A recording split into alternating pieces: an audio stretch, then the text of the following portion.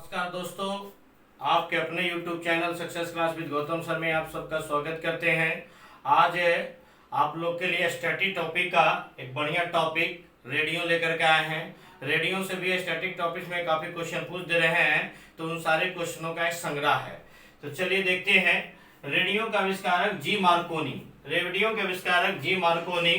देखिए, जी मार्कोनी को याद करने का एक टेक्निक है कि आप जैसे रेडियो का आविष्कार किसने किया था, तो उसका मैं एक टेक्निक पे याद किया हूँ, उसका मैं टेक्निक बता रहा हूँ कि जैसे कि हम लोग बचपन में वो रेडियो पर मैच देखते थे, सुनते थे, या समाचार वगैरह सुनते थे, या कोई गाना सुनते थे, तो कभी कभी स्टेशन नहीं पकड़ता था तो कहते थे मार दे केहूनी से। मियाँ चिड़िया रहता था तो लगता था कि मार दे केहूनी से, है ना। यानी रेडियो का आविष्कारक मार्कोनी, मार दे केहूनी से यानी मार्कोनी। रेडियो का आविष्कारक मार्कोनी, मार दे कोहनी से।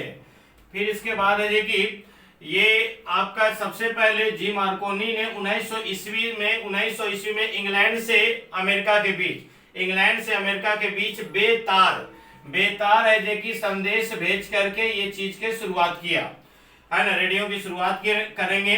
फिर पहला रेडियो का पहला प्रसारण यानी पहला ब्रॉडकास्टिंग 1906 ईस्वी में अटलांटिक से शुरू होता है। 1906 ईस्वी में अटलांटिक महासागर से। प्रारंभ में यह सेना के लिए सिर्फ होता था, प्रारंभ में यह नौसैनिक, फिर बाद में उसमें थल सेना के लिए, और इसे आम जनता के लिए जो शुरू किया गया 1920 ईस्वी में। इसको आम जनता के लिए जो अनुमति मिला 1920 ईस्वी में। विश्व का पहला रेडियो स्टेशन न्यूयॉर्क में, जिसकी स्थापना 1918 में किया गया। विश्व का पहला रेडियो स्टेशन है न्यूयॉर्क में है, जिसकी स्थापना 1918 में किया गया। 1941 ईस्वी में सुभाष चंद्र बोस, एससी बोस मतलब सुभाष चंद्र बोस, बर्लिन के रेडियो स्टेशन से भारतीयों को संबोधित किए और इसी संबोधन में महात्मा गांधी को राष्ट्रपिता कहकर संबोधित किए थे।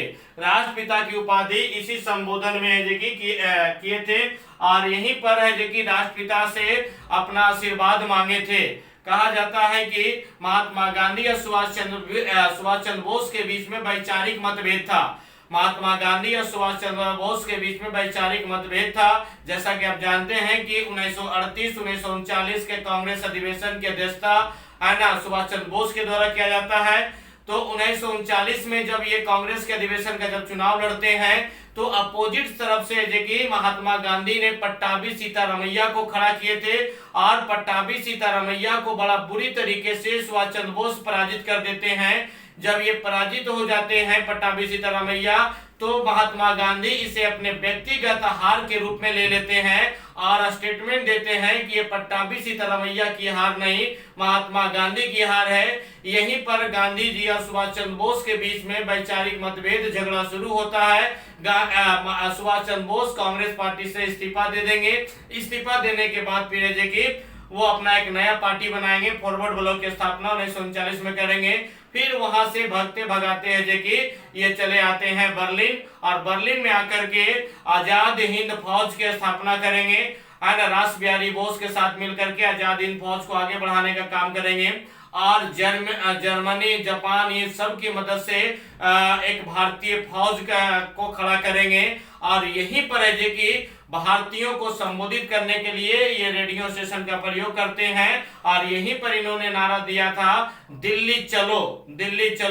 तुम मुझे खून दो मैं तुम्हें आजादी दूंगा, तुम मुझे खून दो मैं तुम्हें आजादी दूंगा। और गांधी जी को राष्ट्रपिता कहकर संबोधित किए थे।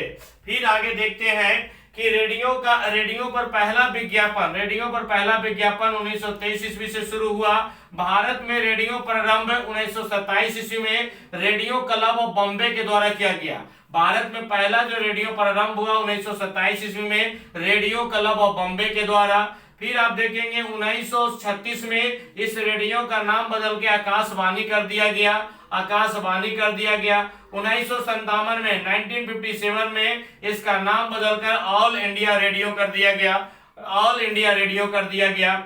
फिर आप देखेंगे जब भारत छोड़ो आंदोलन 1942 ईस्वी में हुआ था, भारत छोड़ो आंदोलन जब 1942 ईस्वी में शुरू हुआ था, तो इस समय आप देखिएगा ऑपरेशन जीरो आवर के तहत सभी कांग्रेस के नेताओं को अंग्रेज गिरफ्तार करके जेल में बंद कर देता है। तो यहाँ पे जो यंगस्टर नेता थे, युवा नेता थे, जैसे राम मनोहर लोहिया है ना, जयप्रकाश नारायण भी तो जेल में थे, फिर उषा मेहता, ये सब भूमिगत होकर के अपने अपने क्रियाकलाप को यानी आजादी के आंदोलन को आगे बढ़ाने का काम कर रहे थे।